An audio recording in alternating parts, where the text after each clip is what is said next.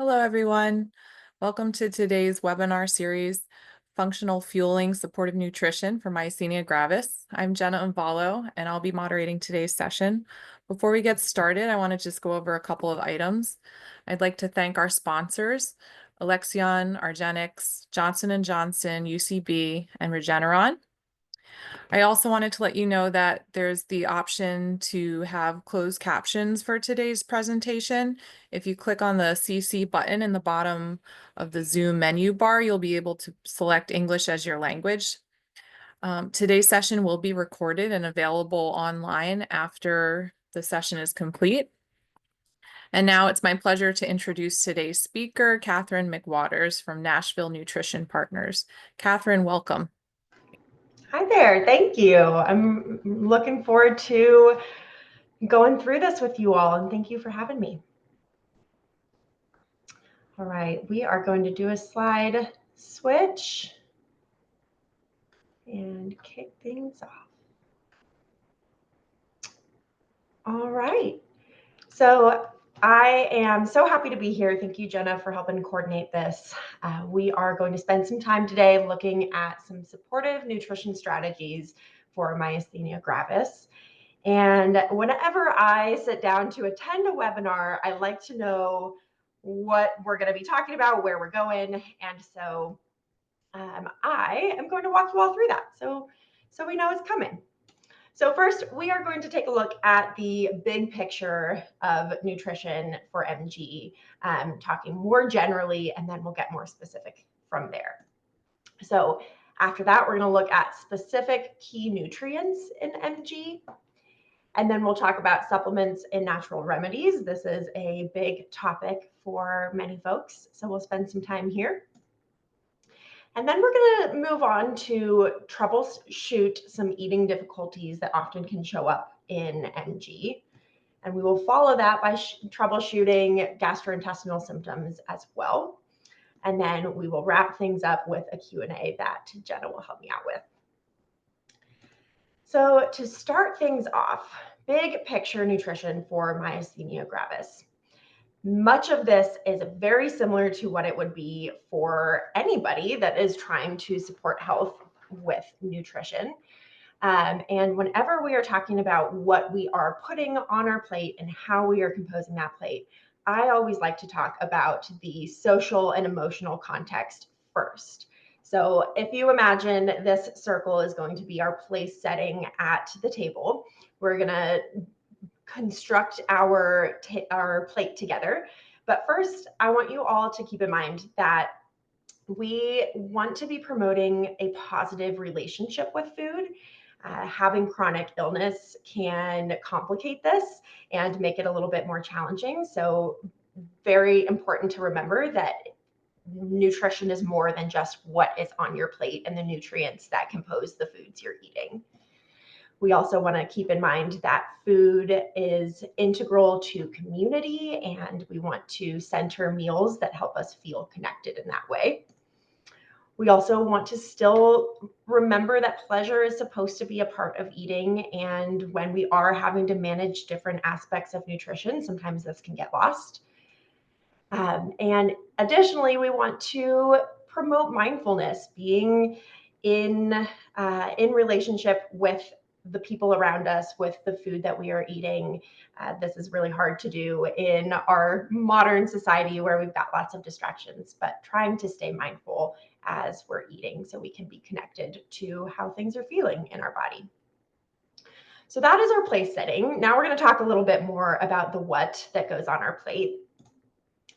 And we're looking at big food groups. So grains and starches are going to be one essential component of your plate because they are our body's preferred fuel source. Our body needs carbohydrates that come from these grains and starches to stay up and running. So we're trying to build out about a quarter of our meal to be this carbohydrate source. We also want to have a nice serving of protein. Protein is the resource that our body uses to repair cells and heal and maintain muscle mass. And so we want to make sure that is included. And then we've got our fruits and non-starchy vegetables. Essentially, plant things are going to take up half your plate. In a little bit, we're going to look at really the power of plants and why they're important in managing a chronic illness like MG. But we really want to make sure that those are central to our plate. And then lastly, we've got fats that don't have to take up their own section of our plate, but they might be incorporated throughout the whole meal. Maybe it's the oil that you're cooking your vegetables in, or you have a sauce of some kind. But we'll also look at how fats come into play in managing MG or managing the inflammation that might accompany MG. And so we want to make sure that we're including those fats throughout our meals and snacks. And that could be in the way of nuts and seeds, and like I mentioned, oils and dressings, flavor.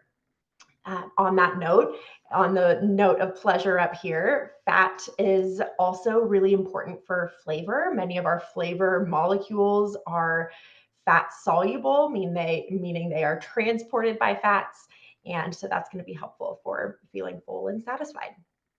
And then, of course, we also want to make sure we are hydrating and including fluids alongside our meal. And that's about it. It is nothing earth-shattering. We are incorporating all of our food groups. We're making sure they have their place on our plate, and we're doing that in consideration of the social and emotional context of eating. That's about as detailed as we're going to get here, because we are going to start to get into some key nutrients in Myasthenia gravis. And before we jump into this, I want to take a minute to actually talk about inflammation and the role of inflammation here, because many of our nutrients are related to that. Inflammation is a hot topic. It comes up on social media. It comes up in various magazine articles and blog posts, but I find that we don't often pause to actually define what it is.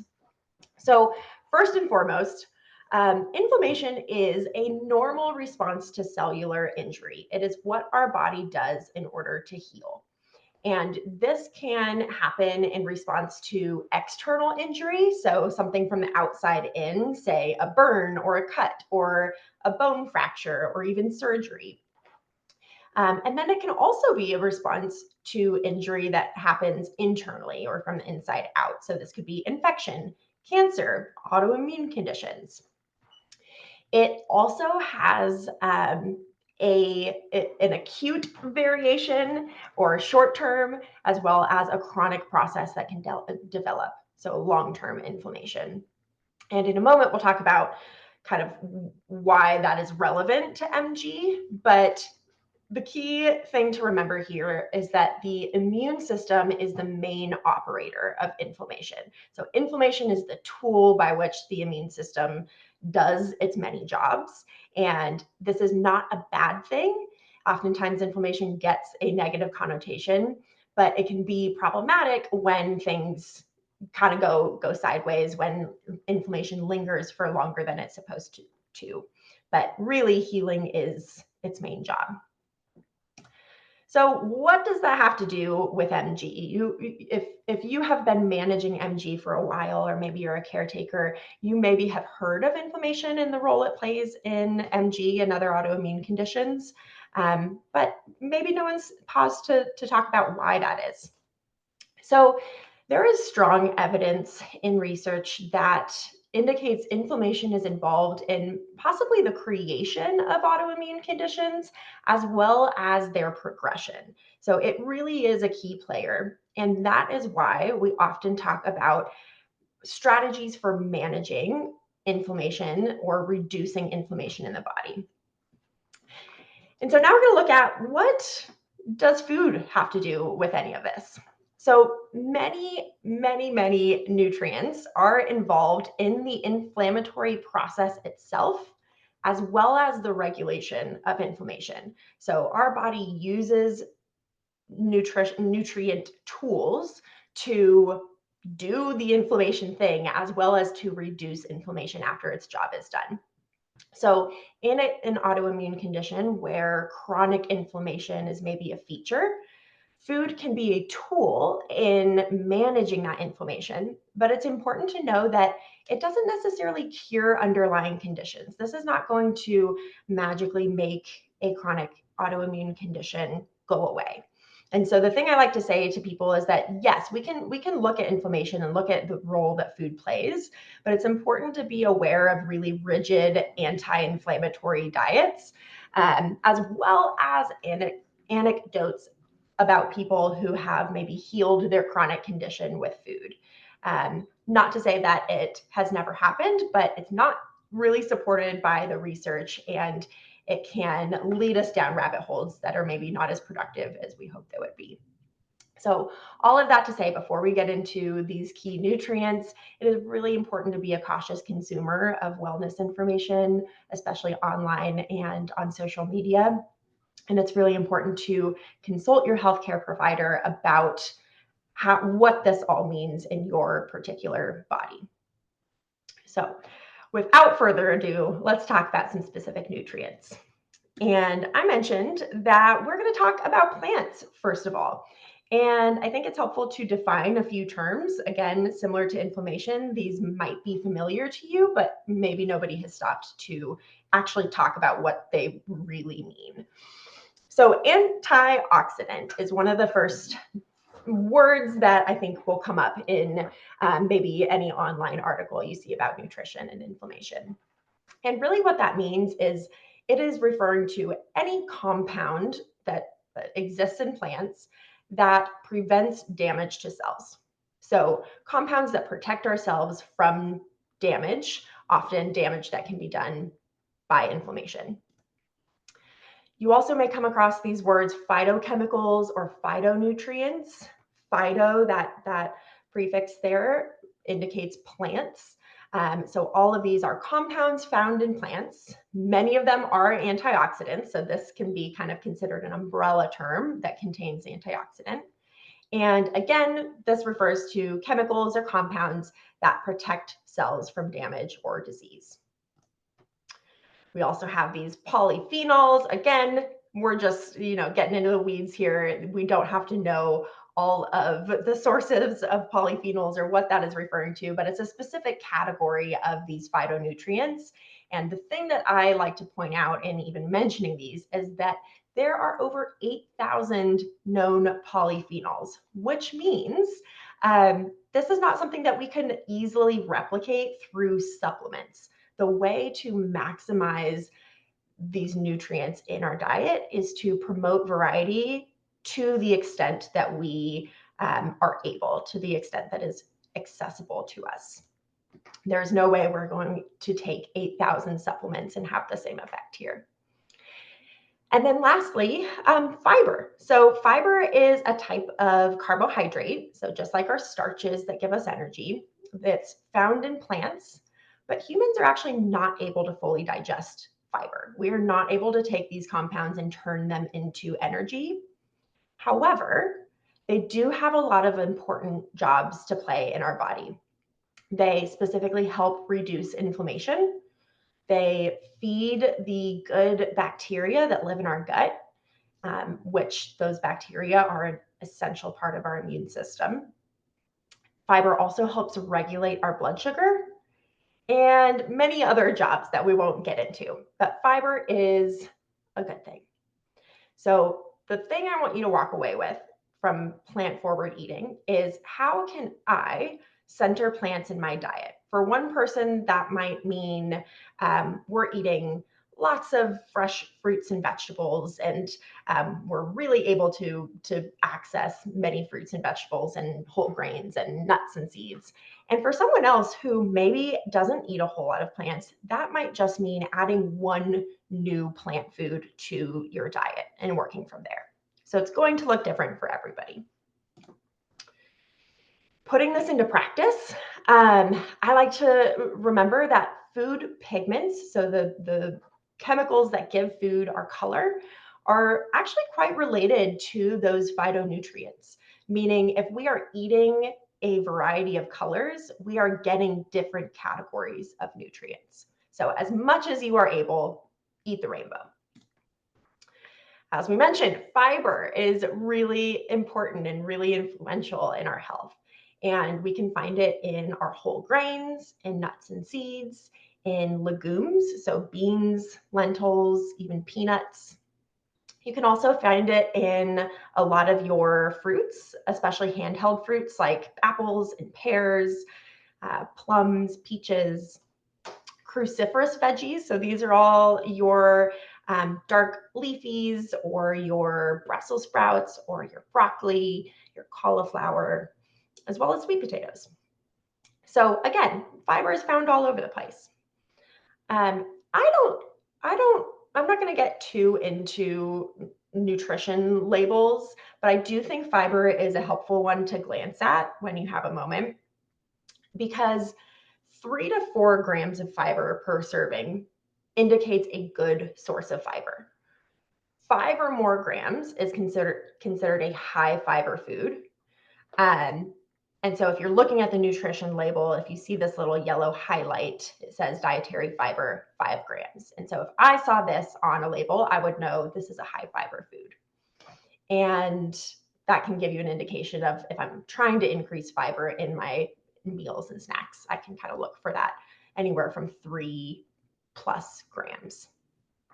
But on that note, it is very much possible to overdo fiber. We don't want to go out and rapidly increase how much fiber we're eating overnight. We wouldn't want to go buy a bunch of fiber supplements and add them all in one day, because that might lead to some gastrointestinal distress. So doing this slowly is the key. And on that note, if getting enough fiber from foods is challenging, there are fiber supplements out there. Just that's something that you would want to discuss with your healthcare provider.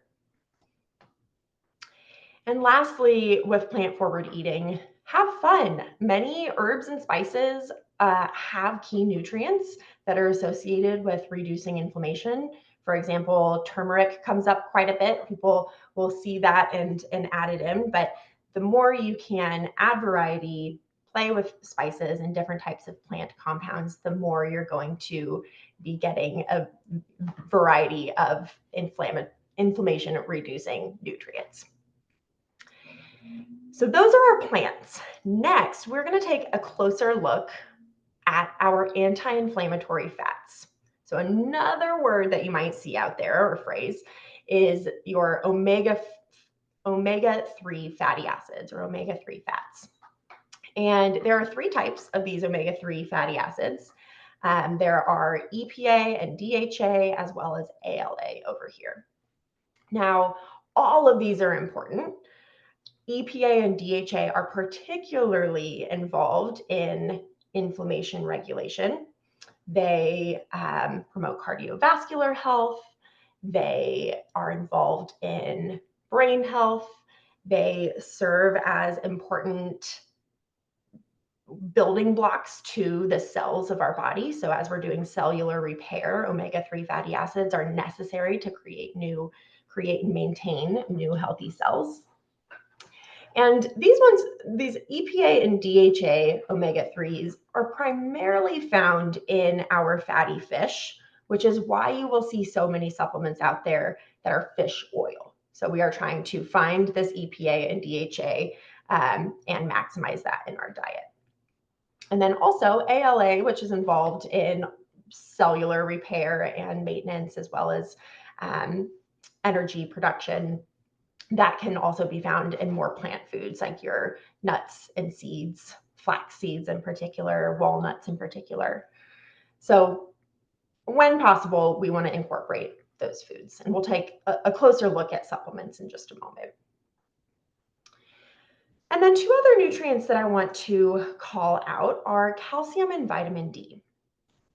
So you have probably heard through your doctor or support groups that bone loss, or maintaining bone density rather, is a key management strategy in MG because of the use of corticosteroids. So long-term use of these medications like your prednisone can lead to bone loss, which will eventually increase risk of fractures.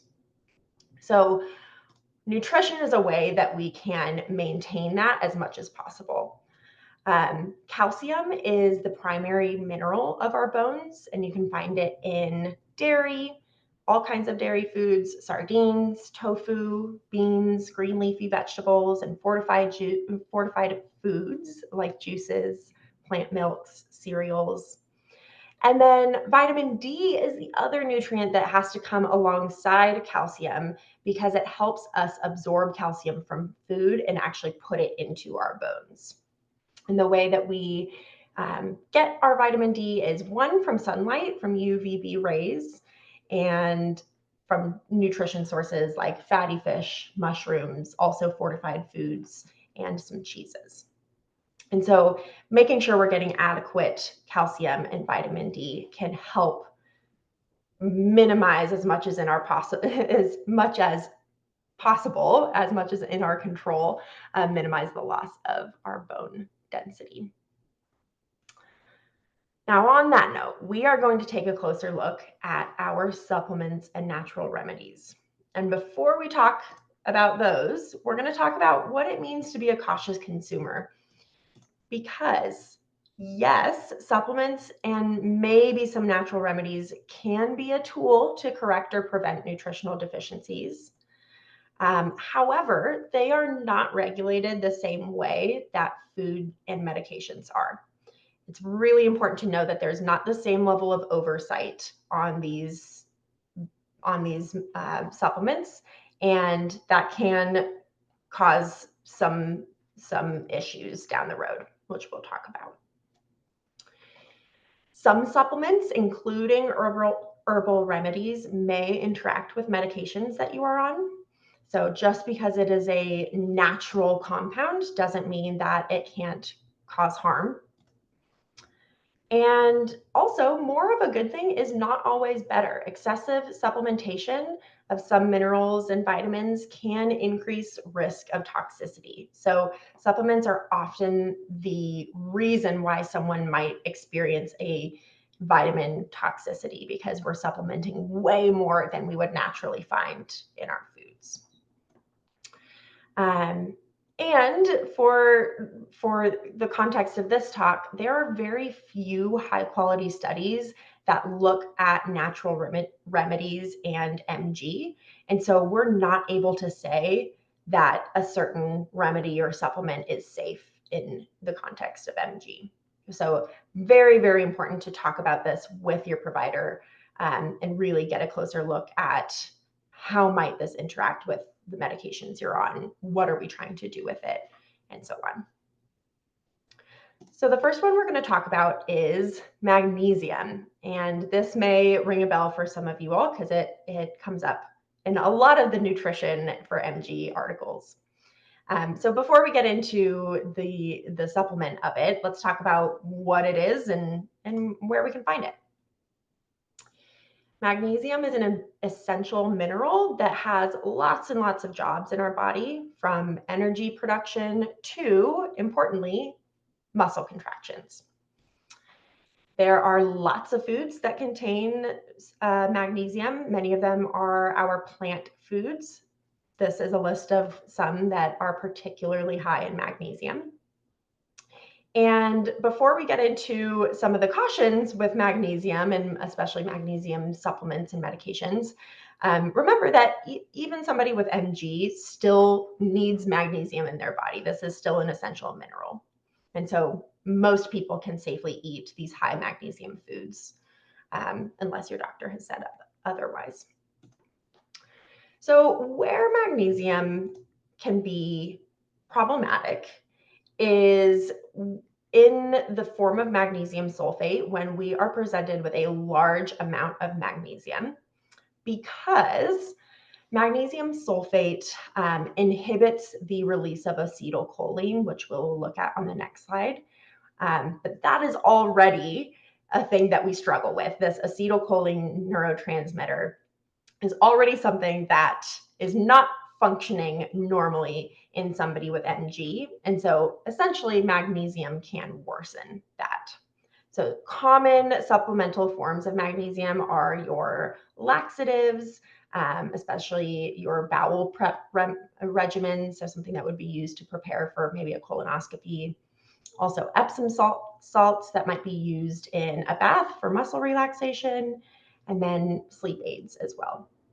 And there are also many other places where magnesium comes up, which is why it's important to look at the labels and see what is in the remedy that you're taking. Intravenous or IV doses of magnesium sulfate are the most problematic. That's where we have most concern. And so, like I said, most people with MG don't need to avoid those magnesium-rich foods or even multivitamins, but definitely ask your healthcare provider before taking any magnesium-containing supplement or medication, and make sure they're aware of all of those that you are on. So to look a little closer at what's going on with magnesium for context, so we know that in myasthenia gravis, the acetylcholine that talks between our nerve, our nerve cell and our muscle cell, that's already not functioning super well because of the autoimmune response and how our receptors can be affected. And then magnesium comes in and it actually inhibits the release of acetylcholine into that neuromuscular junction, which is why it can exacerbate muscle weakness and potentially cause a myasthenic crisis. So this is one we want to be especially cautious of.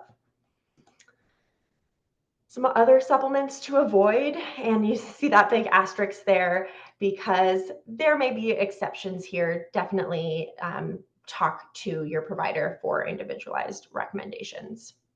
But generally speaking, very high doses of vitamin D are something that we want to avoid. We talked earlier that vitamin D is important for maintaining bone health and doing a number of other jobs in our body, but it can definitely be overdone. If we are taking lots and lots of vitamin D, we are at higher risk for something called hypercalcemia, or high levels of calcium in our blood, and that can have consequences. So avoiding those really high doses over 4,000 IUs per day. Similarly, high doses of zinc is something that we want to watch out for, high dose being more than 40 milligrams a day. Like many of the other nutrients we've talked about, zinc is an essential compound for our body, mineral for our body. However, one of its primary jobs is to support the immune system. And given that MG is an autoimmune condition, promoting immune system function may actually worsen MG symptoms. So it's especially those high doses of zinc that could potentially interfere with immunosuppressants and complicate management. So watching out for those high doses.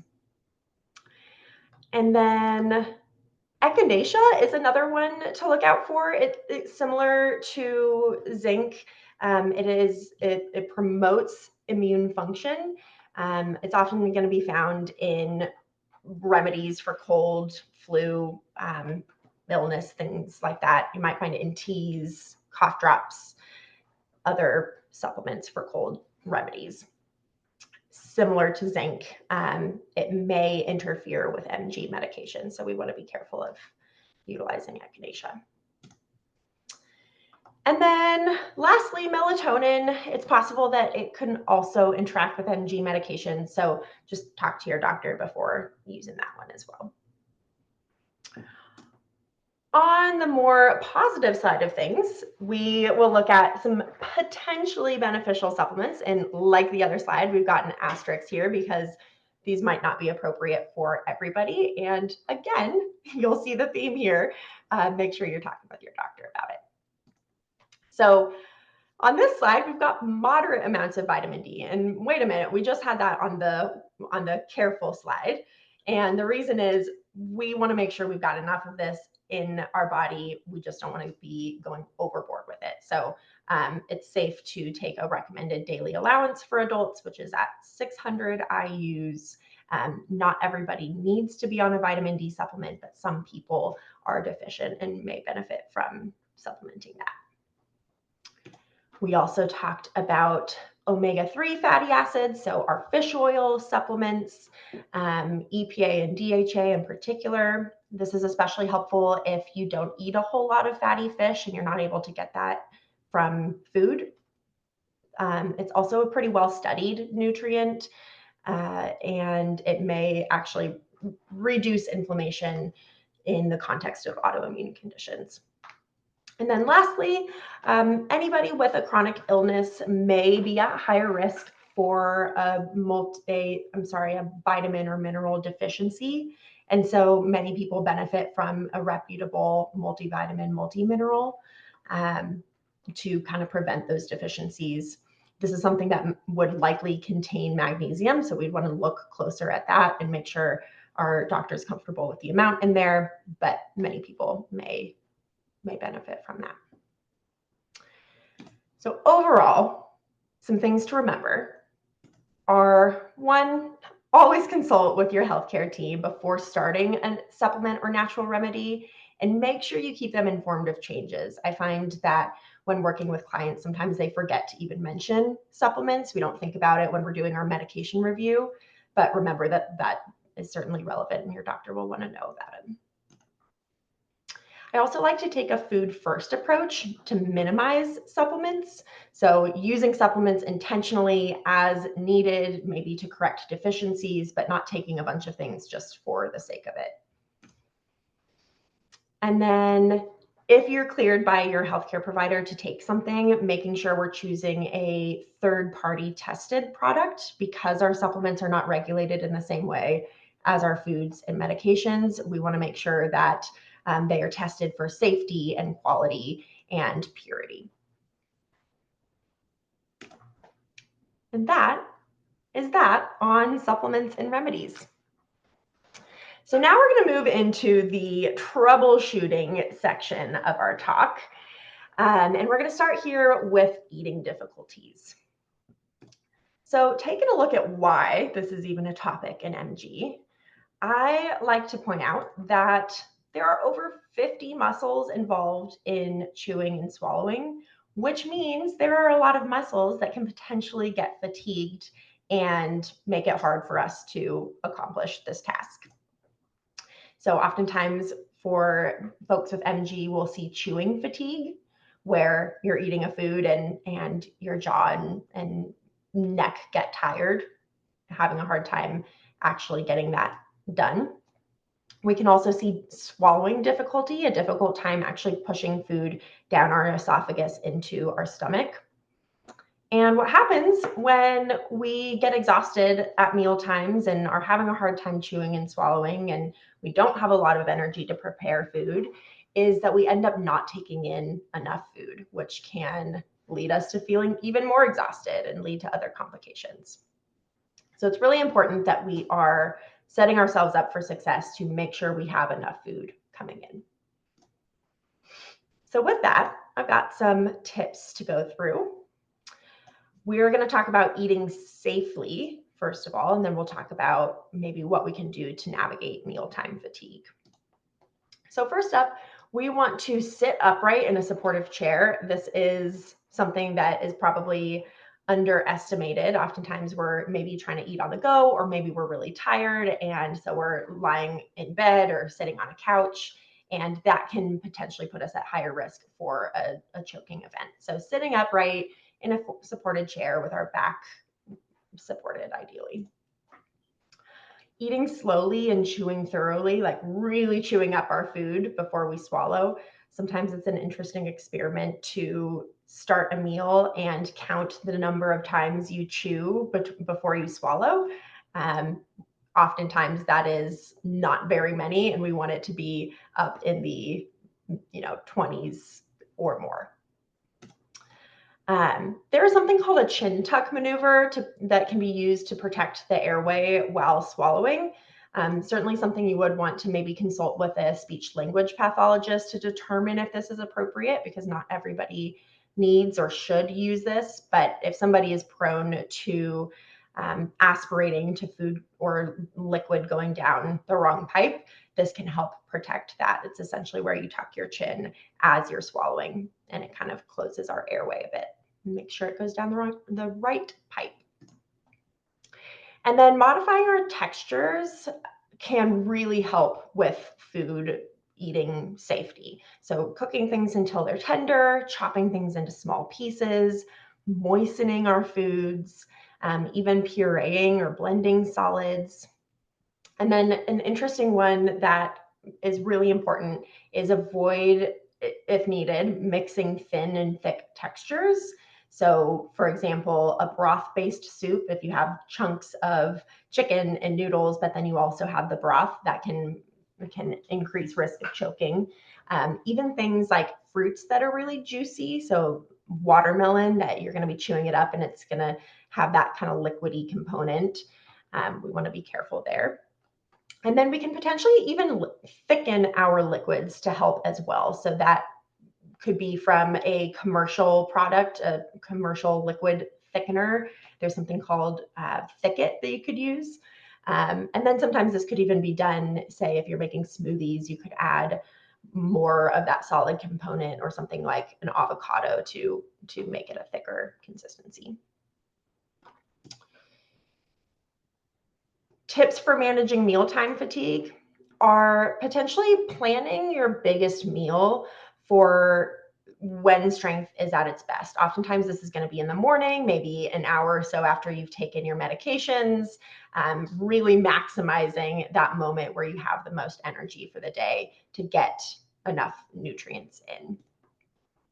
Maybe resting before meals, so seeing if we can lie down for 30 minutes before eating or get to some quiet space where we can recoup before we undergo the stress of eating.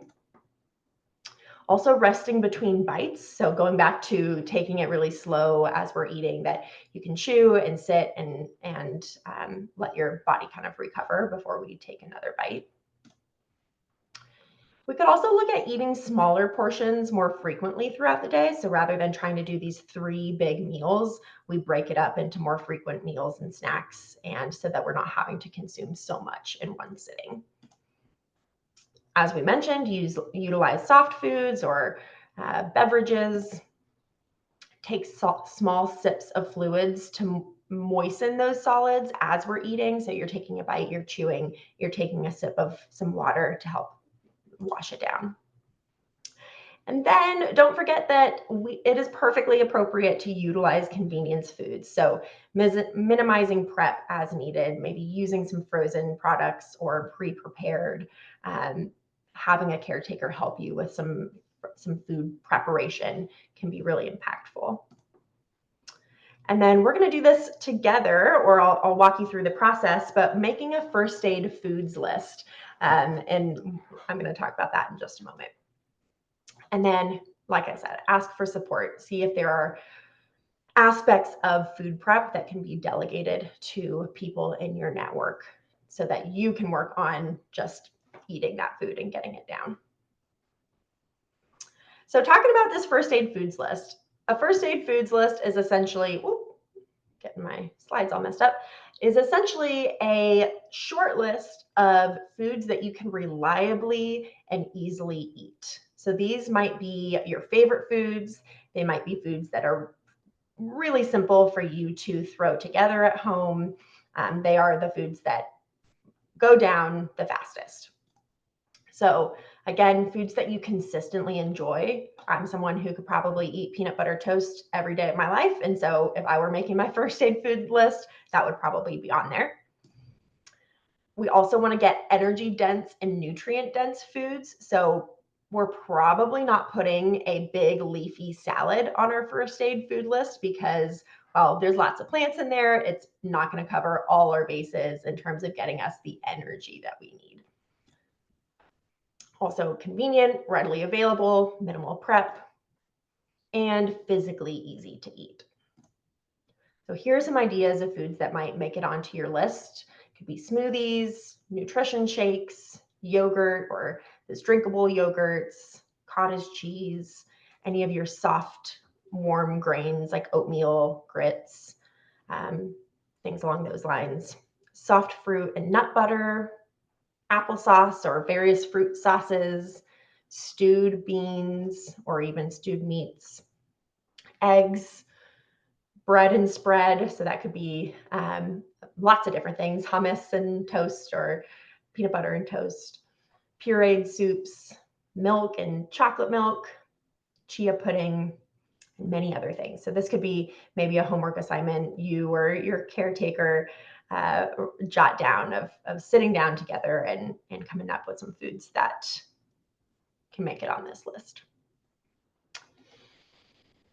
So now we'll move on to troubleshooting some GI symptoms. So specifically looking at diarrhea. This is a very, very common symptom that people with MG report because of some of the medications that you tend to be on, specifically your anticholinergic medications. That's a hard one. So first, with diarrhea management, we want to avoid trigger foods. You probably have figured these out through trial and error, but oftentimes they're going to be your higher fat foods, so greasy, fried foods. Also, even high fiber foods, especially this insoluble type. So that's going to be found in our raw vegetables, popcorn, fruit skins, whole grains. So if we're experiencing diarrhea, those insoluble fibers, the roughage that comes from plants might cause some more problems.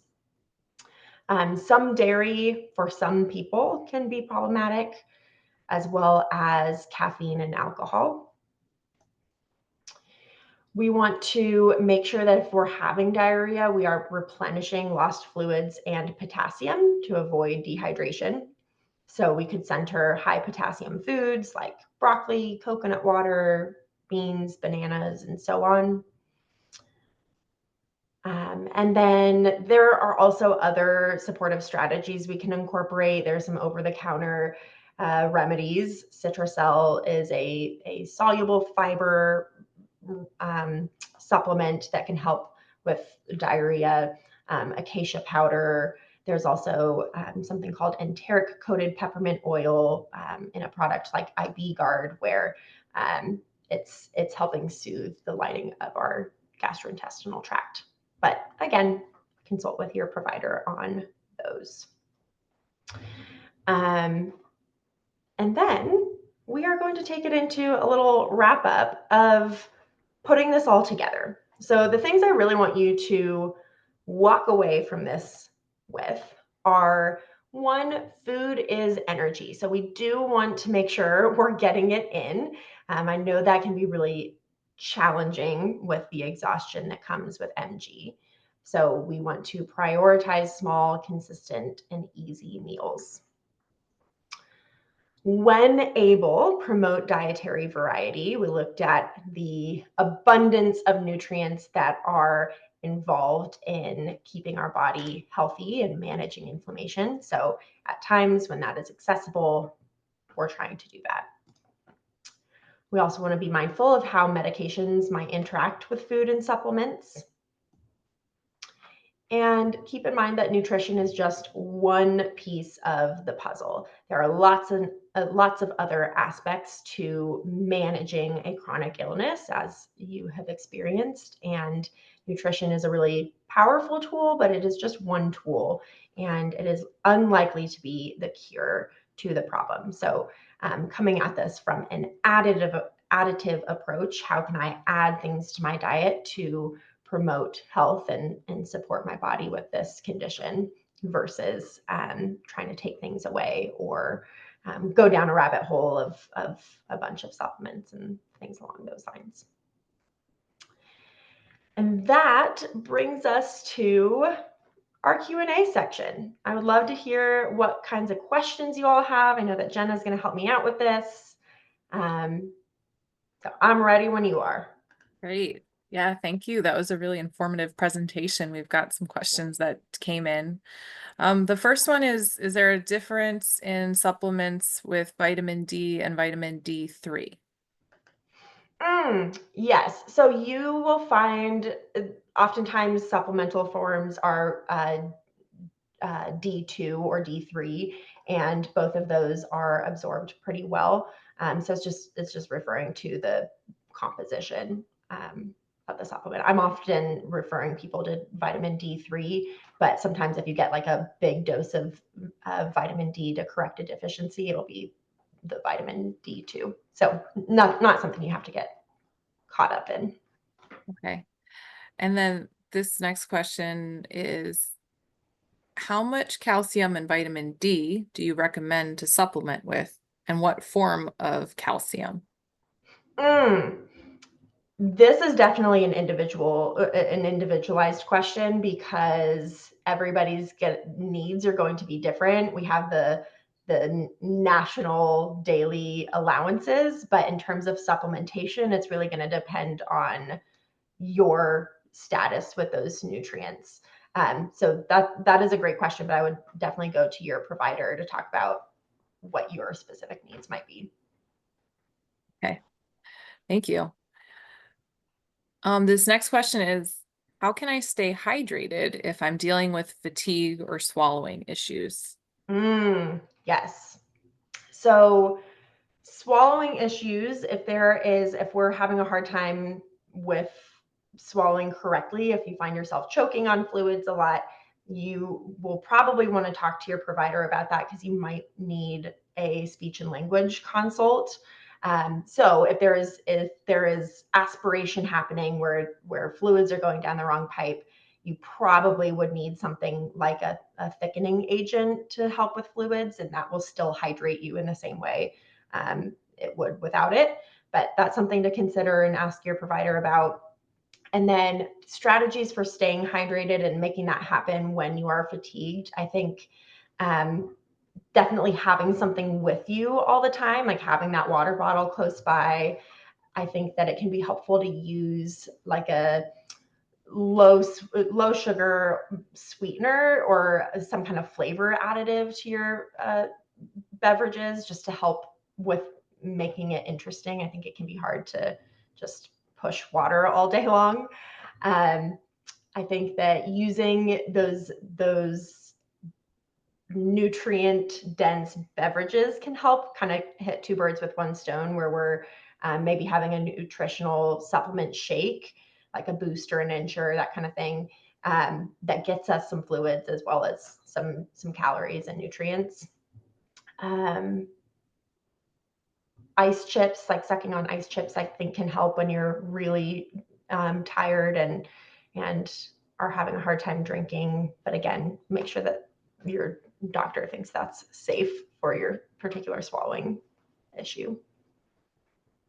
Okay. This next question is creatine a good supplement to use? How much? That is a great question. So there is not a whole lot of research on creatine in folks with myasthenia gravis, like most things. There is some preliminary evidence that it could potentially be helpful, um, but it is really hard for us to generalize that. So it is something worth looking into. It can help maintain muscle mass potentially, especially as we age. As well as strength. So maybe with an asterisk, and again, making sure we're getting a source that is third party tested, because there's a lot of creatine out there on the market and we want to make sure it's a reputable brand that we're getting. So maybe. Okay. This next one's about salt intake. Mm, Um, Somebody says, again, this would be an individual basis, was advised to monitor sodium no more than 2,500 a day. mm-hmm. Yes. So not really specific to MG per se, but certainly there could be um, other overlapping things where we have to look at sodium a little bit more. Again, pushing fluids. Interestingly, also high potassium. Potassium can kind of offset our sodium content. So fruits and vegetables, those high potassium foods. And then looking for low or no sodium seasoning. So really experimenting with different herbs and spices. And then, yeah, that is something where you can start to look at the nutrition label and gauge how much sodium is in the foods that you enjoy, and just start to see like how that adds up for you. But yeah, sodium's a tricky one because it's everywhere. Okay. Um, do we know how the GLP-1 medications affect MG?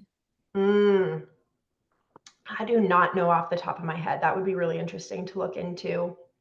Again, I haven't come across any literature, but I haven't looked specifically for that. So I don't know. Might be something to speak to a provider. Yeah, definitely speak to a provider about. Um, okay, this next question is about should MG patients use a high protein diet? Mm, not necessarily. I think we want moderate protein where we're eating it consistently. If you go back to that like very first thing that we talked about in building our plate, we want protein to be present in our meals and snacks, but a very high protein diet is not necessarily going to be better. So I would say a moderate protein diet is the way to go, but it also depends on your definition of high protein. But we certainly don't need to exceed kind of the normal amounts. We need protein to maintain muscle health and other things, but we don't have to push extra. Okay. Um, how can I prevent or manage weight gain from steroids through diet? Mm, that is a big question. Um,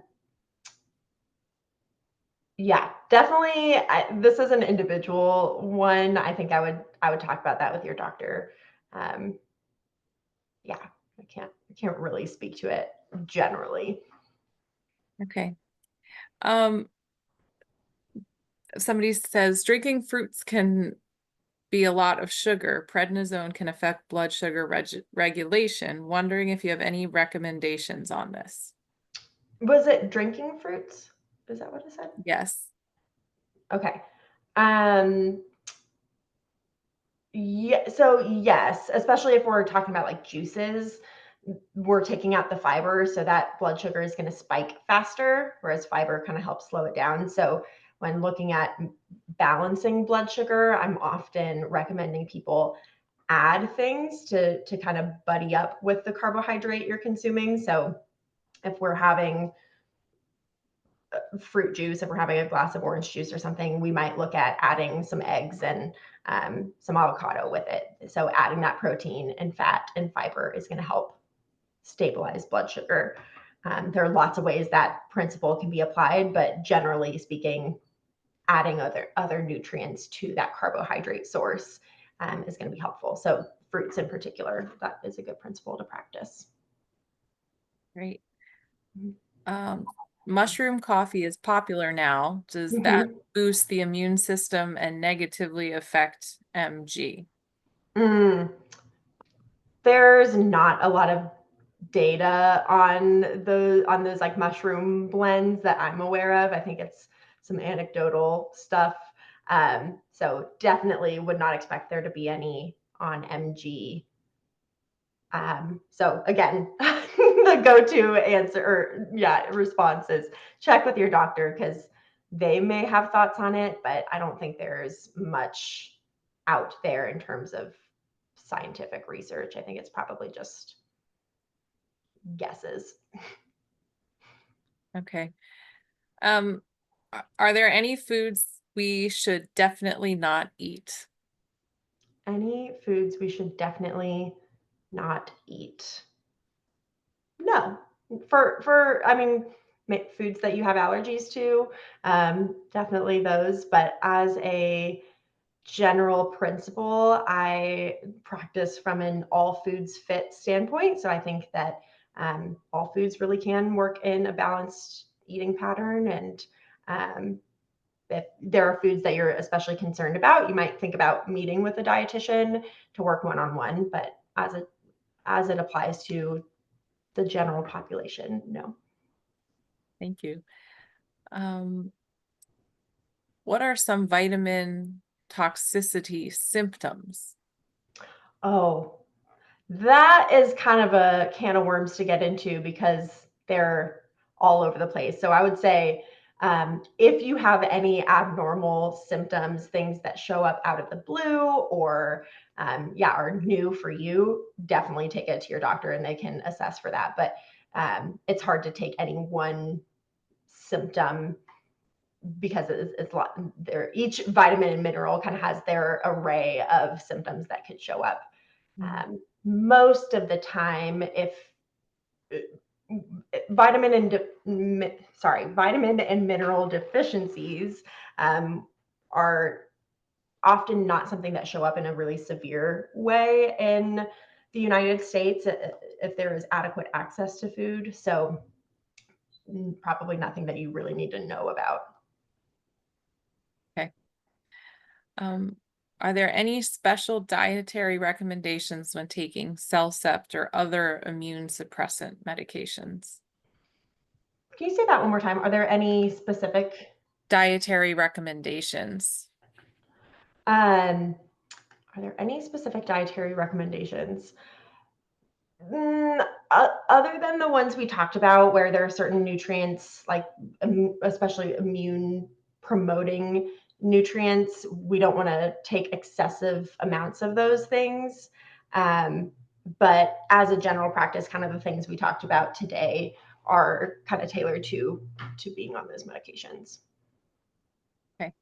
Mhm.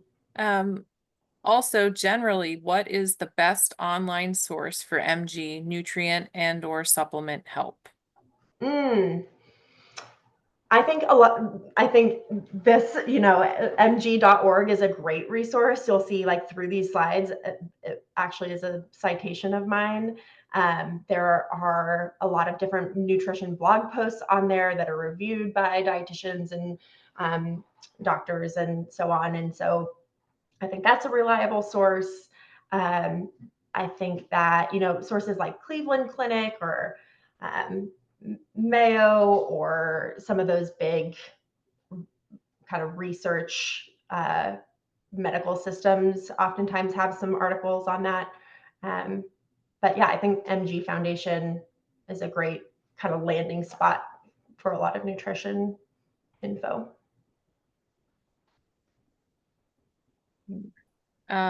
There's definitely resources that that Myasthenia Gravis Foundation of America, we try to update regularly on our website. And then also through partner organizations, to your point, if it's been something that has been clinically reviewed and put in an article that's been published, that will be put forward as well. So I think that's kind of something to be mindful of as well, is that there's a lot of information available across the internet now, but the things that our organization particularly makes sure is that we post are things that have been peer reviewed and published. Yep. I also have found in the articles posted by MG Foundation is there are links to, we're actually citing our sources. And so if you want to read more about a specific principle and there's just a little blurb in the article you're finding, there are citations on that and you can see what they're actually referencing. Definitely. We'll do just a couple more. This one is honey better than sugar? Oh, then like table sugar? Not necessarily, no. Okay. And then one more because it was talked about earlier. So Boost and Ensure have magnesium in them. Mm. Is that something that would be a problem? Good catch. That's probably one. Ask your provider about it because, like I had said, a lot of people do fine with kind of a standard amount that might be in a multivitamin or one of those. It's really those IV magnesium sources and things along those lines. So I would say it is possible that you could use those, but check with your provider. And if not, there might be, you might just have to do a little scouring on the internet, but you could potentially find something that doesn't have the added vitamins and minerals, that just is more of a caloric supplement and protein. And that could be something to look out for. Thank you. And then just one other thing I wanted to remind everyone is today's webinar is recorded and will be available online within a couple of days. So be on the lookout for that. It'll be on the same page where you were able to find the registration for this on our webinar series webpage at the MGFA website. Yeah. Well, last thing I was going to add is, so I work at a group practice called Nashville Nutrition Partners. We're an outpatient practice, and we provide telehealth in a lot of different states. And so if you are outside, I'm currently in Tennessee, so if you're outside of Nashville or the Tennessee area, you can still reach out and see if we have a dietitian who is licensed to see you in your state. And you can scan this to get started. When you do the intake, let us know that you attended this talk, and we'll waive the onboarding fee. Well, Kathryn, thank you so much for today's session. It was very informative. Thank you, everybody, for joining us today, and we look forward to seeing you on future webinars. Thank you, Jenna. Bye. Bye.